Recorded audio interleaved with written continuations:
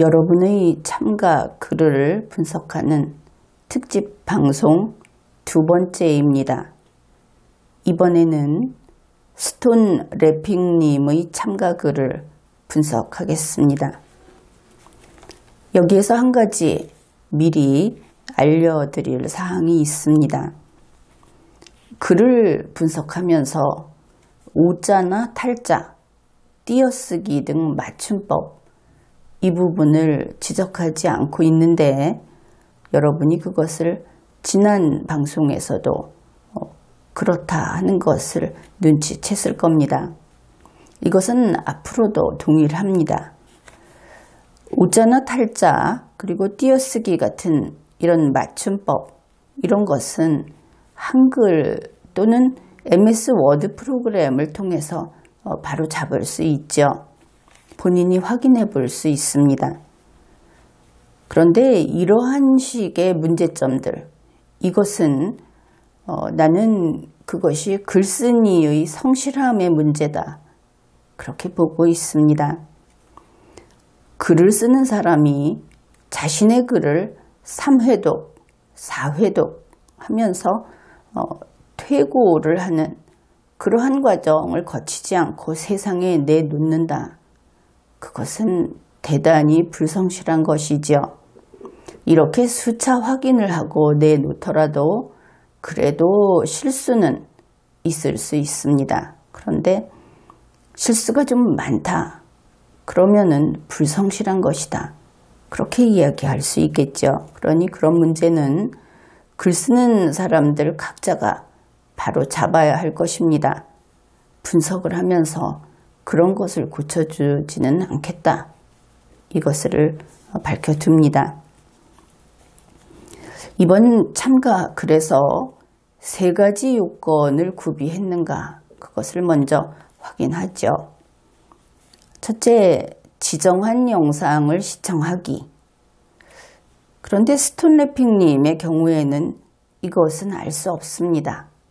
시청을 했는지 안 했는지. 왜냐하면 그 주제가 지정한 영상에 있는 그 주제하고는 좀 동떨어진, 그래서 글쓴이가 자유주제를 선정했다 이렇게 평가를 했기 때문입니다.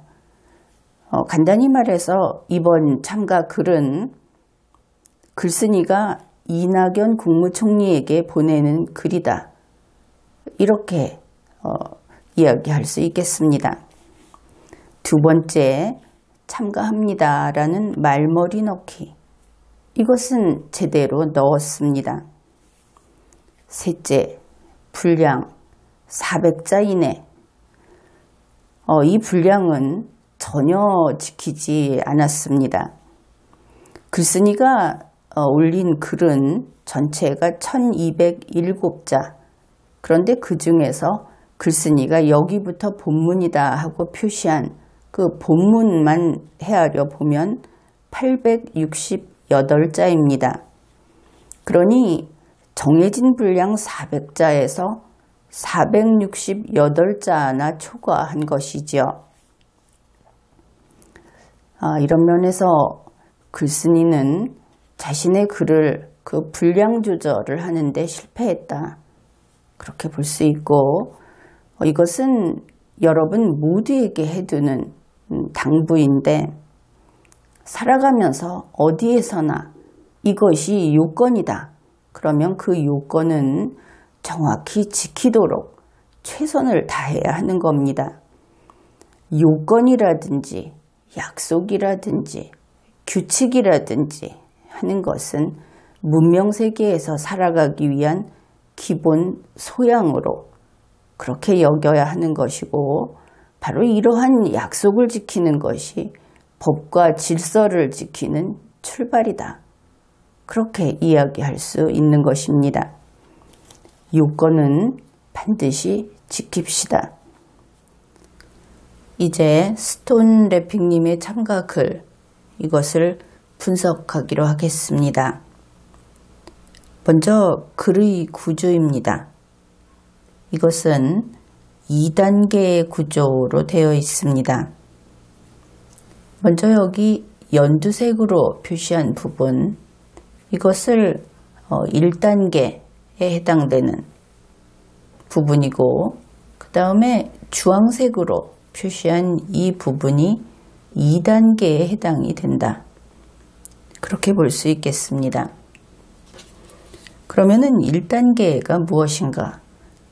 보통 토론을 한다든지 했을 때 이런 이야기를 해보겠다 하고 그 발제를 하지요. 글에 있어서는 시작하는 글 이렇게 볼 수 있을 겁니다. 머릿말하고는 좀 다른 것입니다. 그래서 이 시작하는 글이 이번 대정부 질문에서부터 이러이러한 때문이 아닐까요? 까지 이 부분이 됩니다. 그 다음에 본문이라고 할 수 있는 것이 날짜는 정확하게 모르겠지만부터 끝부분까지 이것을 본문으로 보면 되겠습니다. 이제 내용 분석을 시작하겠습니다. 여기에서 미리 밝혀둘 것은 이번 이 참가글의 내용이 사실인가 하는 이 사실 여부는 분석하지 않겠습니다. 단지 읽고 분석한다 하는 것이죠. 여기에 있는 내용이 사실인가 하는 것은 그 사실인 내용을 쓰고자 하는 독자들이 각자 사실 확인을 거쳐야 한다 하는 뜻입니다. 이제 이 글을 받았으니 이 글을 분석한다. 이것이죠. 여기에 문장에 번호를 붙여 놓았습니다. 먼저 문장 1 이것을 보기로 하죠. 이번 대정부 질문에서 야당 의원이 대북관계, 특히 안보에 관해서 원래대로 돌아가야 된다 하고 지적을 하니까 총리께서는 그럼 과거로 돌아가자는 것이냐? 핵을 쏘고 미사일을 쏘는 과거로 라는 말을 했습니다. 이것이 문장 1입니다. 여기에서 눈에 띄는 것들을 먼저 살펴보기로 하죠. 야당 의원이 총리에게, 그러니 이낙연 총리, 대정부 질문이니까 정부를 대표해서 나왔겠죠. 야당 의원이 이낙연 총리에게 한 이야기가 안보가 원래대로 돌아가야 된다. 이렇게 이야기를 했다. 그러면 다음 내용을 보듯이 현재에서 과거로 가야 된다. 이렇게 되겠죠. 정리를 하자면 그런데 현재는 과거로 절대로 돌아갈 수 없습니다. 현실적으로 불가능한 것이죠. 그러면 무엇이냐? 지금의 안보, 다시 말해서 지피를 철수하고 또 한미연합훈련도 하지 않고 이러한 많은 것들, 이렇게 바뀐 것들을 다시 그것을 하던 그 모습으로 현재를 바꾸자 하는 이야기죠. 과거로 돌아간다 하는 것이 아니고 그런 내용인데 여기에서 좀 특이한 것이 글쓴이가 어느 당 의원, 어떤 의원이라고 하지 않고 그냥 야당 의원 이랬습니다. 총리는 이낙연 총리인 것을 누구나 다 알죠. 그러면 글쓴이에게 있어서 야당 의원이라는 것은 여당 의원이 아니다. 이것으로 그냥 그런 구분으로 만족하는구나. 이것을 알 수 있습니다. 야당은 정당이 여러 개가 있죠. 그런데 어느 정당이든 상관이 없다는 태도구나. 아, 야당이군. 그렇군. 이런 태도라는 것을 이 야당 의원이라는 말에서 읽어낼 수 있습니다. 이런 글쓴이의 관념을 우리가 좀 더 들여다보게 되면 연극무대가 있습니다. 거기에 두 사람이 이제 연기를 하고 있다 했을 때 한쪽은 총리입니다. 이낙연 총리라는 것을 누구나 알죠. 그러니까 한 사람은 얼굴이 보인다 하는 겁니다. 다른 한 사람은 얼굴도 없고 이름도 없고 그저 야당 의원이라는 것으로 만족한다. 이것이 어떤 의미가 있느냐? 보통 사람들은 이름이 없는 그 배우에게 관심을 주지 않습니다. 누구여도 상관이 없다 이런 것이죠. 다시 말해서 야당 의원이라는 말로 그냥 됐다. 이렇게 글을 쓴 이 서술 태도, 여기에서 우리가 읽어내는 것은 이 글쓴이가 야당을 지지하지 않는구나. 이렇게까지 읽어낼 수 있다 하는 겁니다. 그 다음에 이낙연 총리가 과거로 돌아가자는 것이냐 하면서 핵을 쏘고 미사일을 쏘는 과거로라고 말을 했습니다. 글쓴이는 이것을 그대로 썼죠. 그리고 2번 문장을 보게 되면 이것을 그대로 다 인정을 했습니다. 그렇다면 총리님은 하면서 이 앞에 문장을 전제로 말을 이어가고 있습니다. 여기서 우리가 모두 알고 있다시피 핵을 쏘고 라는 부분은 사실이 아니죠. 핵은 쏘지 않았습니다. 그 다음에 이제 미사일을 쏘는 과거 이렇게 이야기를 하는데 여기에서 이낙연 총리를 비롯한 그 좌파들 그들에게 우리는 물어야 합니다. 불과 몇 년 전에 그들은 바득바득 이것이 우주로켓 실험이다. 시위대들도 그랬죠. 미사일이라고 그렇게 북한을 음해하지 말라.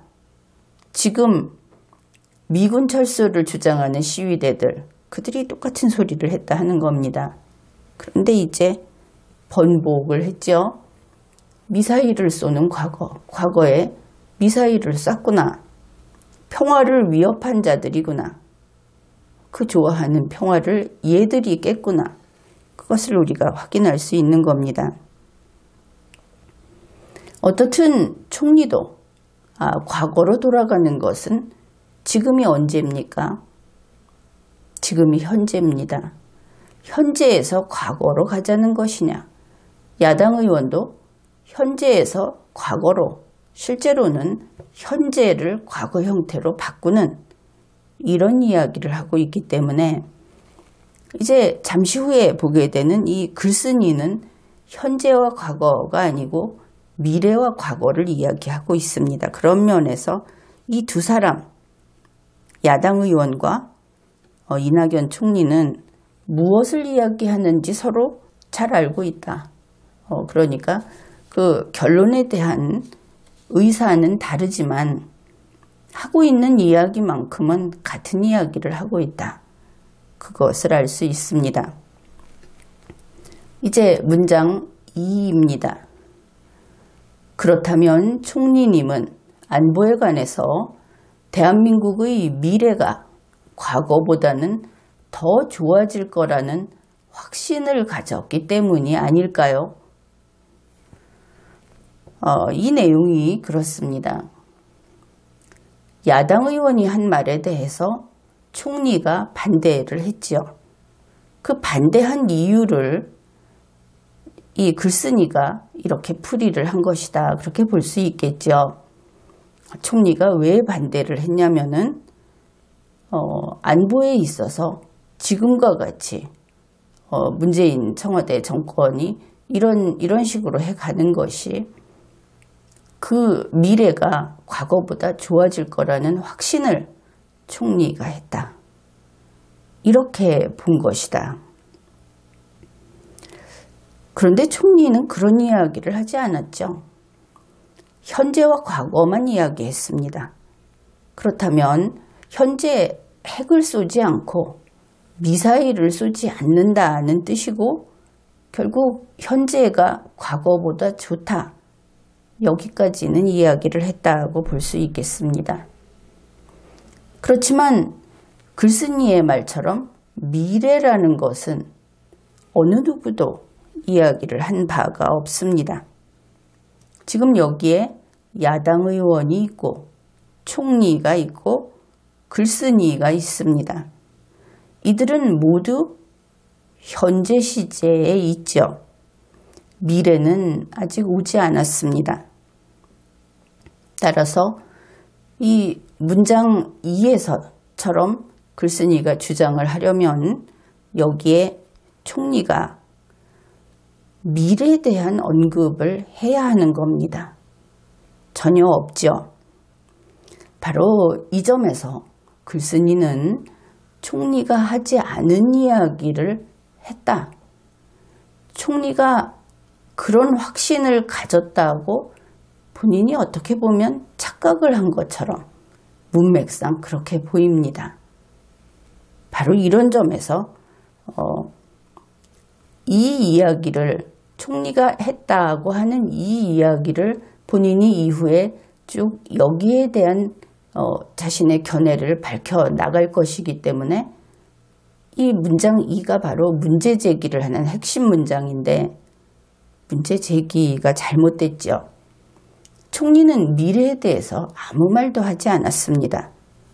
그러면 이것이 총리에게 보내는 글의 형식이라고 했기 때문에 만일 이것이 편지라고 한다면 어떻게 되겠습니까? 이낙연 총리는 문장 2까지 읽고는 이제 더 이상 읽지 않겠죠. 딴 얘기를 하니까. 따라서 이것이 편지로 보냈다고 한다면은 글쓴이는 분명히 답장을 못 받을 겁니다. 이제 세 번째 문장을 보기로 하죠.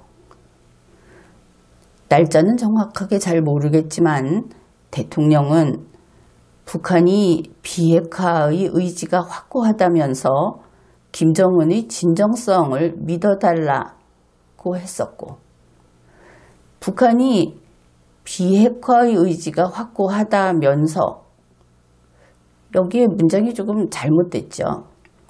김정은의 진정성을 믿어달라 그러면 확고하다, 따옴표가 여기서 끝났든지 그렇게 돼야 되는데 이 부분은 그런 문제는 있습니다. 그냥 넘어가기로 하죠. 김정은 또한 북한은 남한의 미군 철수를 원하는 것은 아니라고 분명하게 밝혔다고 한 것으로 기억하고 있습니다. 여기에서 지금 따옴표가 조금 혼란스럽습니다. 그렇기는 하지만 나타나 있는 대로 본다면 대통령이 한 말은 여기 북한이부터 믿어달라가지고 그 다음에 그 인용부호가 있는 것은 김정은이 한 이야기가 되겠죠. 그래서 쉽게 말해서 이것은 문재인은 A다 라고 말을 했다. 김정은은 B다 라고 말을 했다. 이렇게 볼 수 있는 부분입니다. 이 내용은 별로 어려울 것이 없습니다. 이제 네 번째 문장을 보기로 하죠. 그러나 지난 하노이 회담에서 나타난 것과 같이 위의 두 사람의 말은 전혀 신뢰할 수 없는 상황임에도 총리님은 어떻게 미래가 과거보다 더 좋아진다고 확신할 수가 있었던 걸까요? 그랬습니다. 이낙연 총리가 아주 답답해할 겁니다. 이렇게 확신한 적도 없고 이렇게 말을 한 적도 없는데 이 문장상으로는 그렇죠. 여기에서 보면은 하노이 회담에 나타난 것과 같이 위 두 사람의 말은 전혀 신뢰할 수 없다. 그렇다면 처음부터 신뢰할 수 없었을까?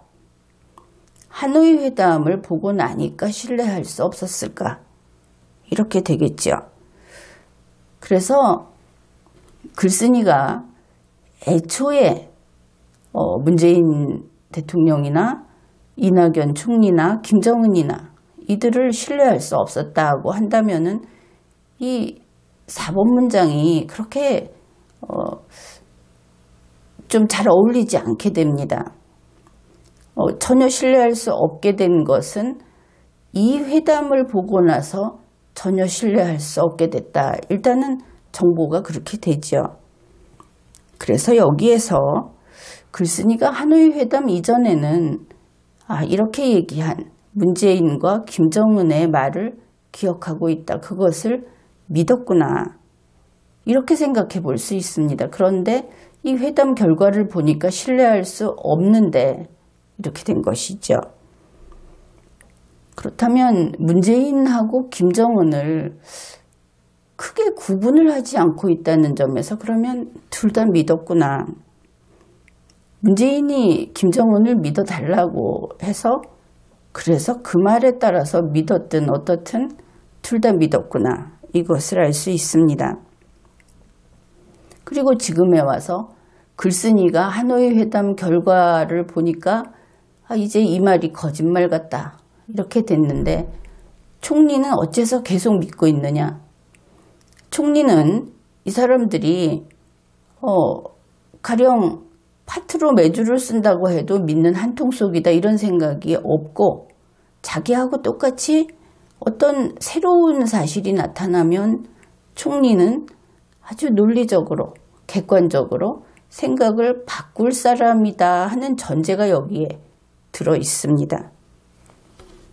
그래서 여기에서 정리할 수 있는 것이 글쓴이는 문재인을 믿었다가 배신당했다. 그렇게 볼 수 있고 글쓴이는 김정은을 믿었다가 배신당했다. 하노이 회담 이전에는 믿지 않는다는 이야기가 전혀 없죠. 그런데 이낙연에 대해서 왜 글쓴이 자신은 하노이 회담 다음에 이들에게 배신당했다는 그 느낌을 받는데 어째서 이낙연 총리는 아직도 믿고 있느냐? 어떻게 그렇게 할 수 있느냐? 이렇게 항의하듯이 글을 쓰고 있다. 여기에서 글쓴이가 이낙연 총리에 대해서는 좀 다르게 보고 있구나. 문재인이나 김정은하고는 다르게 상식적인 사람으로 또 믿어도 되는 사람으로 그리고 지금도 올바른 판단을 하기를 기대했던 사람으로 그래서 글쓴이는 이낙연 총리를 믿고 있구나. 이런 것을 알 수 있습니다. 여기 지금 표시해 놓았는데 확신할 수 있었던 걸까요? 까지 이 빨간 표시를 한 여기까지가 400자입니다. 여기까지만 읽으면 되는 것이죠. 어떻든 이어서 분석을 하겠습니다. 문장 5와 문장 6입니다. 적화가 되어도 핵과 미사일만 쏘지 않는다면 그래도 미래가 더 좋다고 할 수 있을까요? 핵과 미사일을 쏘지 않는 현재라고 총리가 이야기를 했는데 본인은 글쓴이는 계속 미래라고 우기고 있습니다. 아무튼 핵과 미사일을 쏘지 않는 미래 그것이 과거보다 좋은 것이냐. 그런데 앞에 적화가 되어도 라는 것이 있죠. 분명히 국제적으로나 우리 국민들이 현재의 우리 정부의 방법이 잘못되고 있다고 하는데도 자기들만 옳다고 하면 다 되는 것인가요? 까지가 이제 5번과 6번 문장입니다. 여기에서 글쓴이는 적화가 되는 것은 좋은 일이 아니다. 나쁜 일이다. 이렇게 생각하는 것을 알 수 있죠. 또 하나 흥미로운 것은 이렇습니다. 지금 글쓴이는 이낙연 총리에게 이야기를 하고 있죠. 그런데 우리 국민들이 우리 정부의 방법이 잘못되고 있다고 하는데 이랬으면 이낙연 총리는 정부를 대표해서 나와 있는 사람입니다. 그러니 이낙연 총리도 우리 정부에 포함이 돼야 할 겁니다. 그래 지금 이낙연 총리에게 글쓴이가 말을 하면서 갑자기 자기들만 옳다고 하면 다 되는 것인가요? 이랬습니다.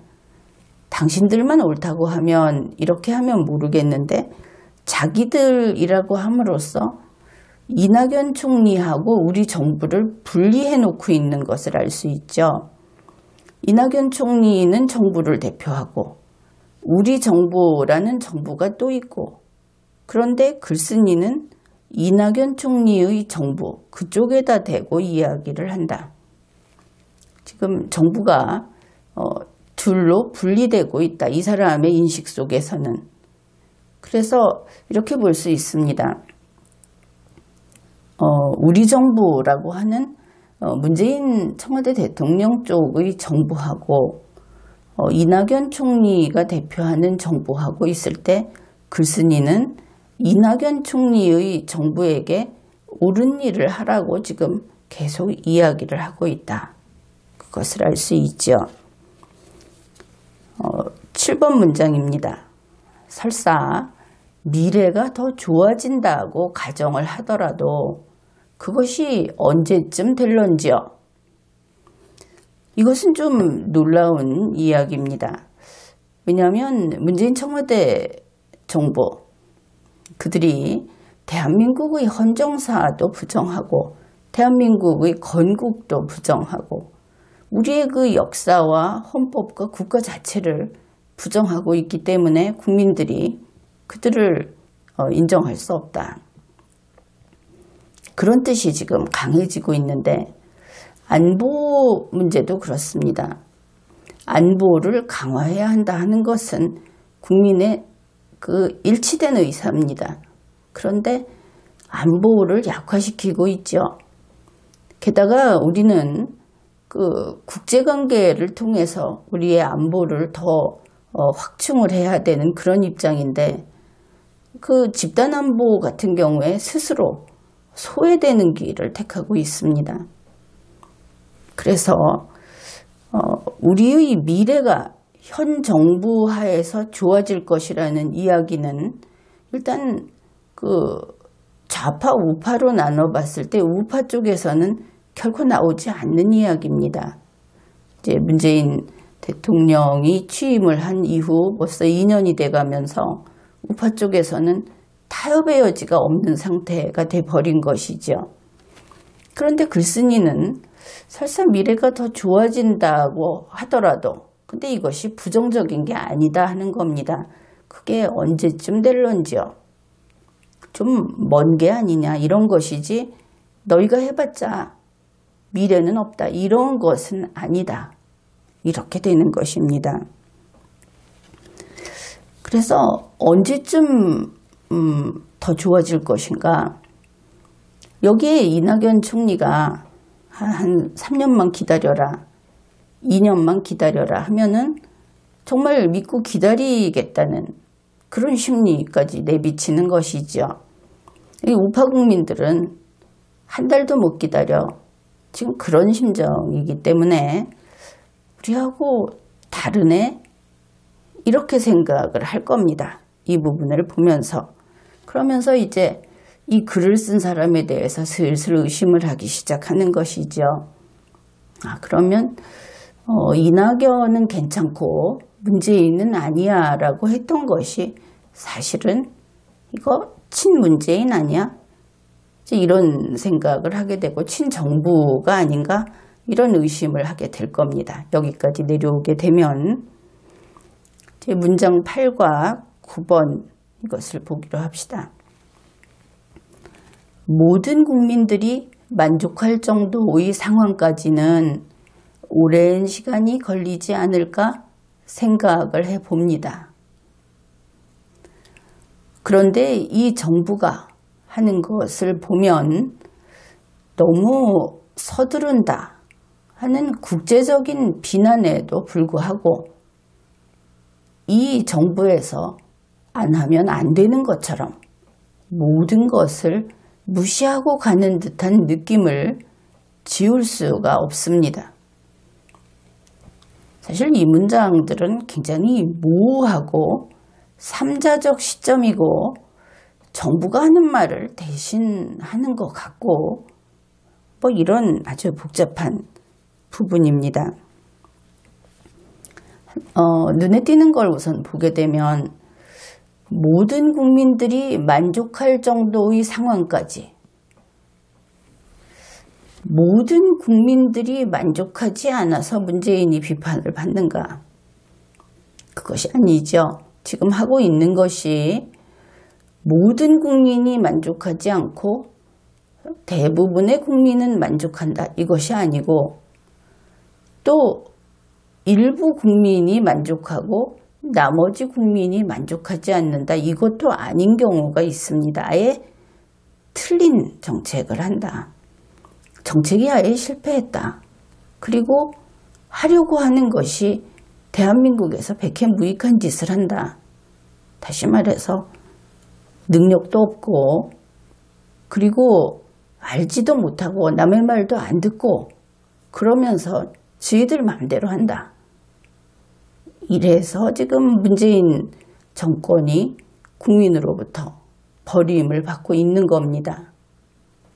그런데 모든 국민이 만족할 정도의 상황까지, 그러면 아무리 잘해도 모든 국민이 만족할 그런 때가 어디 오겠습니까? 자유민주주의 국가에서는 모든 국민이 만족하는, 다시 말해서 만장일치, 이것은 상정을 아예 하지를 않습니다. 다수가 만족하면 소수가 거기에 협력을 해서 이해를 해서 국가를 이끌어가는, 그것이 자유민주주의 국가인데, 모든 국민이 만족한다는 그 상태로 지도자가 만들어주겠다 하는 것이 바로 북한 김정은 체제이고 또 시진핑이 있는 중국 체제입니다. 그들이 정말 국민을 생각해서 그렇게 하는 것이 아니고 그저 구호가 그렇다 하는 것이죠. 그 다음에 지금 서두르고 있는 것에 대해서 또 은근히 스스로 변명을 해주는 것처럼 보이는 것이, 이 정부에서 안 하면 안 되는 것처럼 이렇게 간다는 느낌이 든다. 이 정부에서 안 하면 안 되는 것이 있다. 그것을 글쓴이는 용납한다. 이렇게도 보이죠. 그런데 우파는, 나도 물론 그렇지만 문재인 정부에서 하는 일을 또 하지 말고 안 하면 안 될 일도 없고 아예 기대도 안 한다. 이런 입장입니다.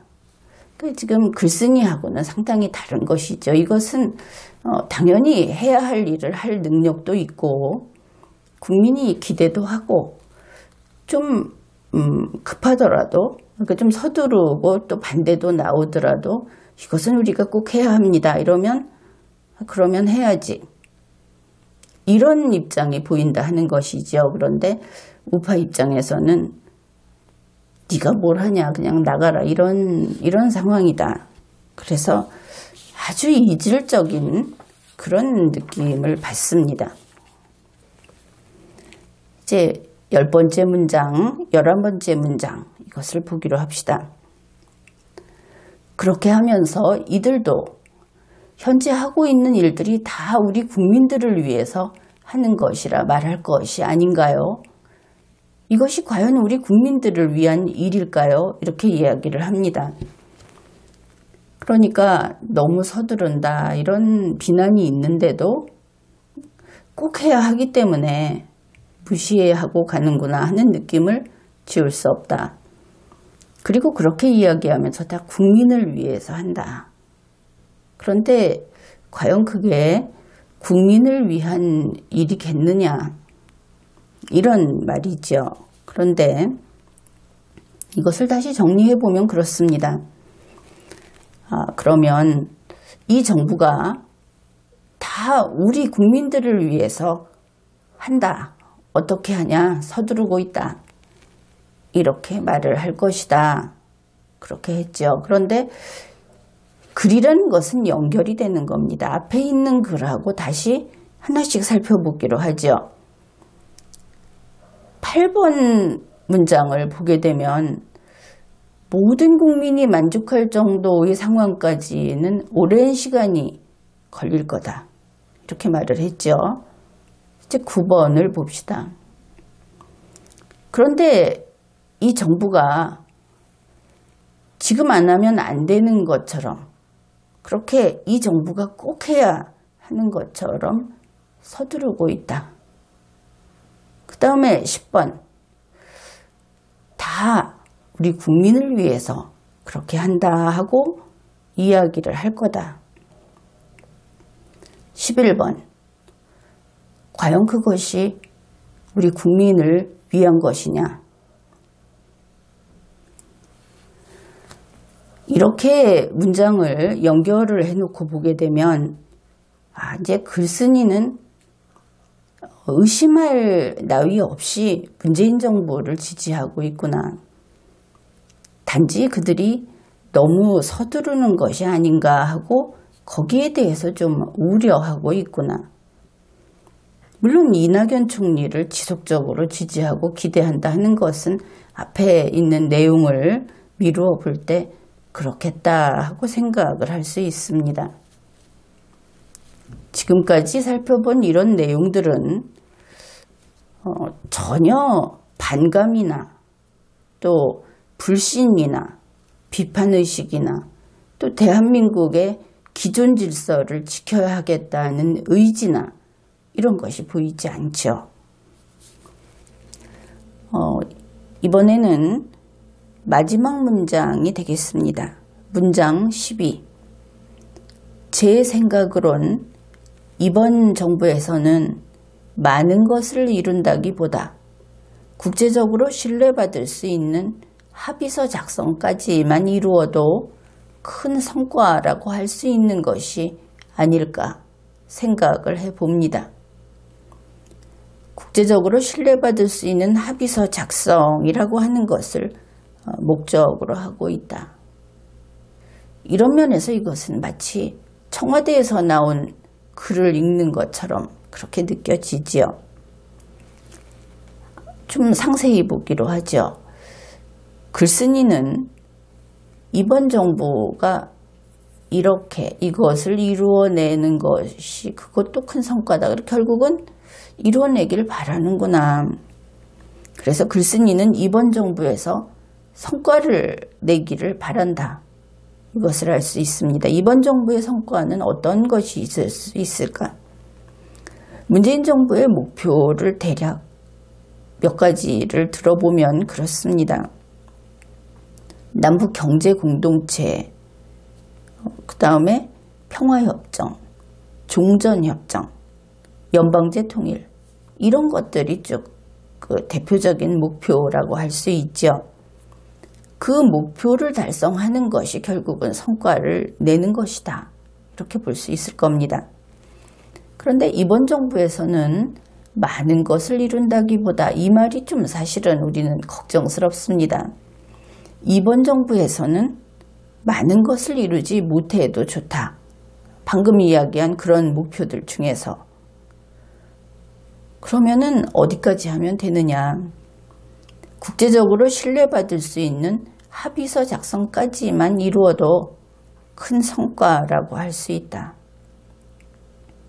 여기에서 여러분은 그런 생각을 할 겁니다. 그러면 지금 문재인 정권이 추구하는 그 목표 중에 이 합의서 작성까지만 이번 정부가 하면 이번 정부에서는 그랬기 때문에 다음 정부가 이어서 하겠구나. 다음 정부는 그러면은 결국은 좌파 정부가 되어야 하겠구나. 이런 생각을 하게 될 겁니다. 국제적으로 신뢰받을 수 있는 합의서라고 하는 것이 우리가 우파 쪽에서는 이것을 당연히 미국과 북한이 작성하는 합의서를 생각을 할 텐데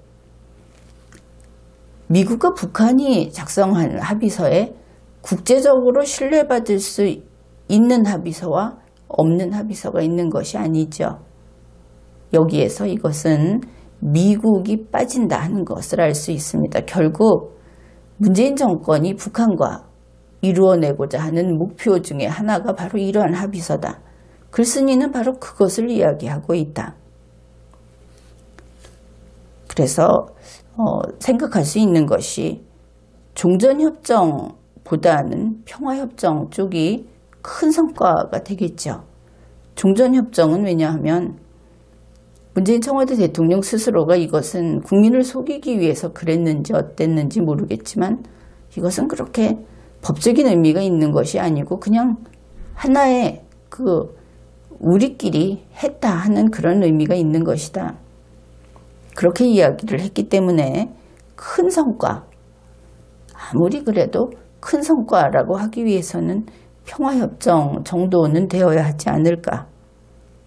이렇게 이해를 할 수 있습니다. 그래서 이 글 내용을 보면은 위에서부터 쭉 이렇게 분석을 하면서 아무리 봐도 글 내용이 친정부다. 친문재인 정부다. 이런 느낌이 들었죠.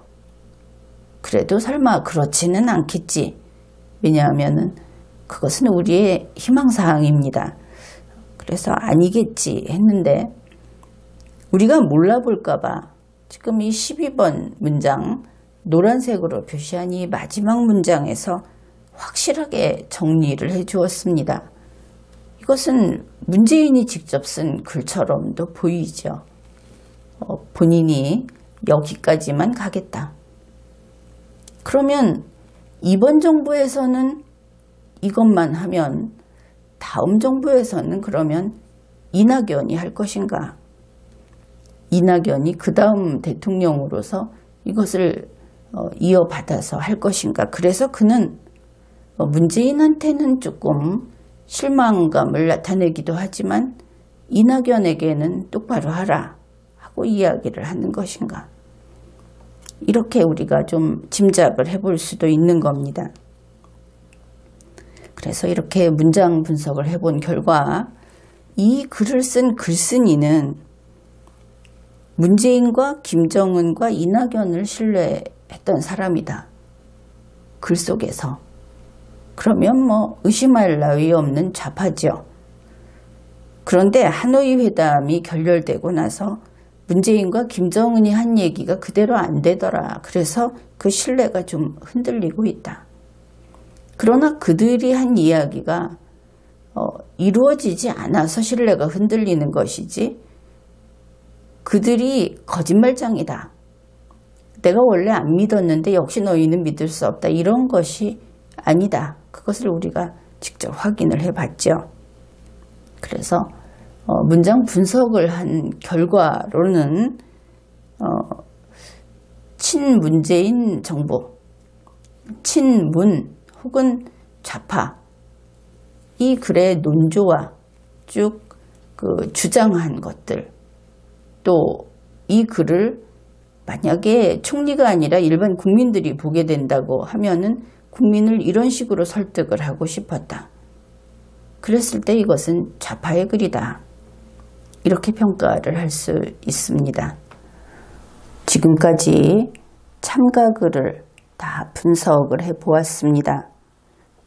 이제 이 참가글 분석을 끝내고 그러면 지금까지 보았던 그 내용을 우리가 어떻게 정리를 할 것인가?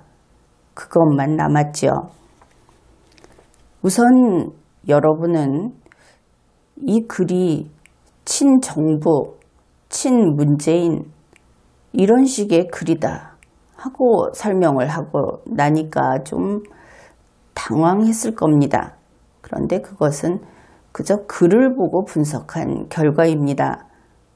그런데 어째서 이런 분석 결과가 나왔을까? 그것을 알아두는 것도 중요하겠죠. 실제로 글쓴이가 친정부, 지금은 그런 경우를 좌파라고 부릅니다. 그런 경우일 수 있습니다. 실제로. 그러나 또 그러면 어떻겠습니까? 좌파라고 해서 리걸마인드 연구소에서는 차별하지 않습니다. 그리고 설령 좌파라고 하더라도 대한민국 헌법과 대한민국을 존중해야 한다. 그것은 예외를 인정해 줄 수 없는 것이죠.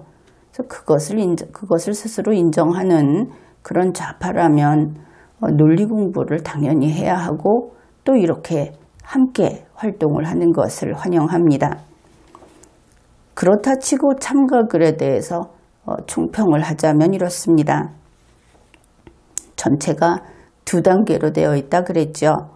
그런데 1단계가 발제 부분, 내가 이런 것이 문제 있다고 생각해서 이런 문제를 제기한다 한 것이 1단계 부분입니다. 그런데 문제 제기가 아예 빗나가 버렸죠. 애초에 그런 문제가 아니었다는 것을 앞에서 보았을 겁니다.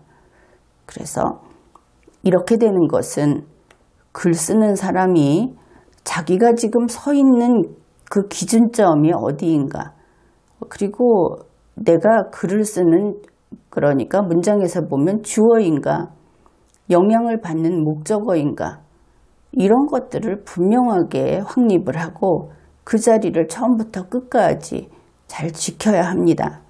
그러니까 이 시점이 현재라는 것을 망각하고 갑자기 미래로 뛰어넘음으로 해서 문제 제기가 빗나갔다, 그런 것이죠.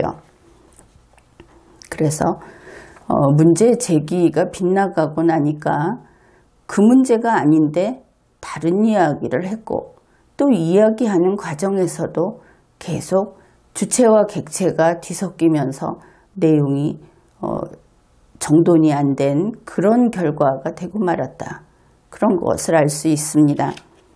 그 다음에 이제 2번째는 글쓴이가 좌파가 아닌데 이런 글을 쓴 경우가 있을 수 있습니다. 자신이 좌파는 아닌데 글을 쓰고 났더니 좌파 글이 나와버렸다, 이런 것이죠. 그 경우라면 글쓴이 자신도 좀 당혹감을 느낄 수 있을 겁니다. 그러면 어떤 때 이러한가?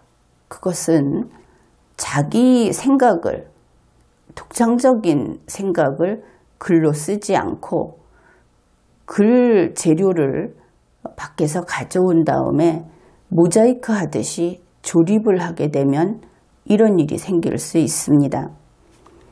간단히 예를 들면 이렇습니다. 여러분은 뉴스를 일부 인용해서 인용 표시 없이 자기의 글처럼 그냥 글에 섞어서 쓰는 그런 경우가 있었을 겁니다. 그런데 이 기자의 뉴스라는 것은 어떻습니까? 그것은 친문재인, 반문재인 이런 것이 없고 정상적인 뉴스는 그냥 사실의 그 기록입니다. 색깔이 없는 것이죠. 그 뉴스를 갖다 놓고 거기에 국무총리의 발언, 문재인 대통령의 발언, 김정은의 발언, 이런 것을 섞어가면서 글을 쓰게 되면, 그렇게 해서 거기에 자신의 의문이라든지 비판 없이 의문 같은 것을 섞어서 한 편의 글을 쓰게 되면 그 글이 어떤 색이 되겠습니까? 색깔 없는 뉴스의 색은 나타나지 않겠죠. 그 대신에 친정부, 친문재인, 친김정은의 색깔이 나올 겁니다. 좌파색이 나오는 것이죠. 이런 일이 실제로 비일비재합니다. 남의 글을 가져다가 조합해서 글을 만드는, 이것은 그런 이유로 대단히 위험한 일이다, 그렇게 볼 수 있겠습니다. 그런데 이런 일을 하는 사람이 가끔 있느냐? 그것이 그렇지 않습니다. 문해력이 좀 낮으면서, 이렇게 문해력이 낮다고 하면은 자기 자신을 너무 저평가한다고 생각할지 모르는데, 우리 대한민국 국민들은 문해력이 낮다는 것이 세계적으로 유명합니다. 공인되어 있다는 것이죠. 그래서 이렇게 문해력이 낮으면서 자료는 또 얼마나 많습니까? 인터넷을 잘 활용하니까. 그래서 좋은 자료를 가져다가 모자이크 수준의 글을 쓰고, 또 그런 것을 바탕으로 남들에게 아주 현학적인 자신의 그 지식을 뽐내듯이 발언을 하고, 이런 사람들이 의외로 많습니다. 그런데 그들은 그 행위를 통해서 외부에 어떻게 보이느냐, 어떤 영향을 외부에 미치느냐. 이들이 바로 심리적 좌파, 행태적 좌파 노릇을 한다 하는 것입니다. 자기 마음은 그렇지 않겠죠. 그런데 밖으로 나온 것은 바로 좌파 운동원 노릇을 하고 있다. 좀 알기 쉽게 예를 들면 그렇습니다. 문재인은 비판하지 않고 현재의 청와대 정부는 비판하지 않고 자유한국당만 죽어라 하고 비판을 하는 사람들이 나는 애국자다. 나는 대한민국 편이다. 이렇게 이야기를 하죠. 이상하지 않습니까? 밖으로 볼 때 누가 맡고 있습니까? 누구의 에너지를 소모시킵니까? 그들은 결국 문재인 청와대 대통령 측을, 민주당 측을 도와주고 있습니다. 가장 훌륭한 그들의 운동원인 것이죠. 그 다음에 탄핵 찬성파를 비판하면서 무슨 선거만 있으면 내가 도시락 싸들고 다니면서 저 사람들을 낙설운동을 하겠다. 그것은 더불어민주당이나 정의당에서 돈 주고 시키고 싶은 일입니다. 그 일을 하고 있는 것이죠. 영락없는 훌륭한 좌파입니다. 그리고 자유한국당 사람들 누구누구 이렇게 이름을 정해서 소위 살생부라는 것을 만들어서 유포하고 있죠. 그리고 박근혜 대통령의 구명운동을 위해서 거기에 합류하지 않는 사람은 반박근혜라고 그렇게 라벨을 붙인 다음에 적대시하고 언어폭력을 하고 또 때를 지어서 어떻게 하면은 그 위세를 떨칠 수 있을까 하고 공격도 하고 그러고 있죠. 그런데 이것을 생각해 보십시오. 민주당에서 그럽니까? 정의당에서 그럽니까? 그렇지 않습니다. 그들보다 더 심하죠. 그들보다 더 공격적이고 더 적대적인 행동을 합니다. 그러면 2019년 현재 이런 사람들은 어떤 행동을 하는가? 좌파 중에 아주 가장 강력한 좌파 행동을 하고 있다. 그것이 우리가 확인할 수 있는 사실입니다.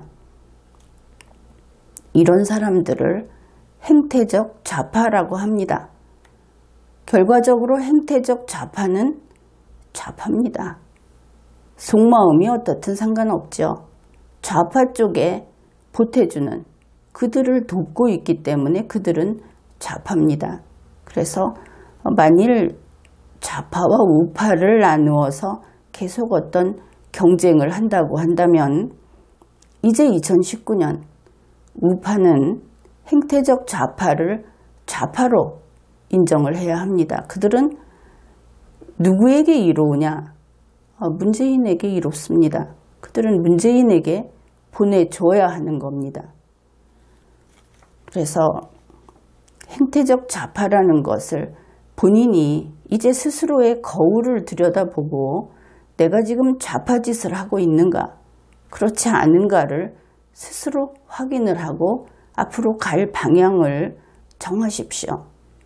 자기가 우파라고 이야기를 하면서 좌파의 말을 하고 좌파의 편을 들고 좌파의 짓을 한다면 그것은 잘못된 것이죠.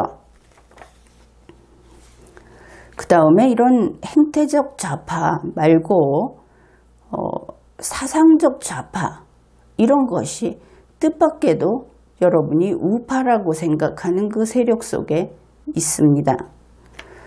이것은 나쁜 의미로 하는 것이 아닙니다.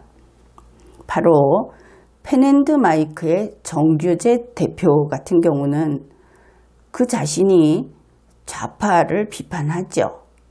얼마 전에도 좌파 경력이 있는 우파를 전향자라고 하면서 공개적으로 거의 비하하는, 아주 싫어한다는 그런 표현을 방송을 한 적이 있습니다. 그런데 정규재 대표 자신은 어떤 사람인가? 그는 한국식 경제적 자유주의라는 것을 주장하는 그런 사람이다. 이렇게 알려져 있습니다. 본인이 만일 2019년에는 나는 더 이상 한국식 경제적 자유주의를 지지하지 않는다. 그렇다면 지금 하는 이야기는 그와 상관이 없습니다.